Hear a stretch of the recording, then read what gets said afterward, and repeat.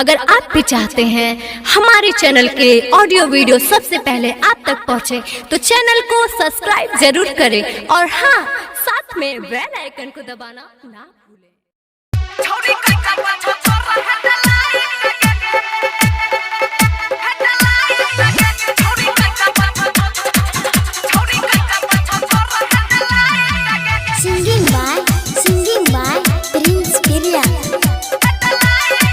JK Yadav Films। बारे के साला छो मनिया गुताला छो सबे छौरी से तोहर तो पक्का फैला छो के गो से कहलिया सटाई लगे छौरी बैठी गेलो हेडलाई लगे छौरी बैठी गेलो हेडलाई लगे बारे के साला छो मनिया गुताला छो सबे छौरी से तोहर तो पक्का फैला छो के गो से कहलिया सटाई लगे छौरी बैठी गेलो हेडलाई लगे छौरी बैठी गेलो हेडलाई लगे छौरी कच्चा पाछा छोरा हेडलाई लगे छौरी कच्चा पाछा छोरा हेडलाई लगे JK Yadav Films। छौरा सब के उड़ जाय छो होश देख के तोहरा छाती गे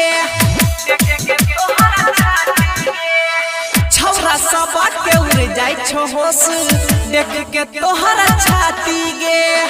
ऐसा न काम करे न छौरी छहिया भी बाछी गे जना बुलोई छौ ओना झुलोई छौ लबना जैसे धीरे धीरे खुलोई छौ करे के रखे छौ हिटाई लगे छौरी बैठी गेलो हेडलाई लगे छौरी बैठी गेलो हेडलाई लगे छौरी कच्चा पाछा छोरा हेडलाई लगे JK Yadav Films। छौरी कच्चा पाछा छौरी कच्चा पाछा छोरा हेडलाई लगे Singing by Prince Peria। बाली बाली उमर में छौरी करे छिया अत्याचार गे बाली बाली उमर में छौरी करे छिया अत्याचार गे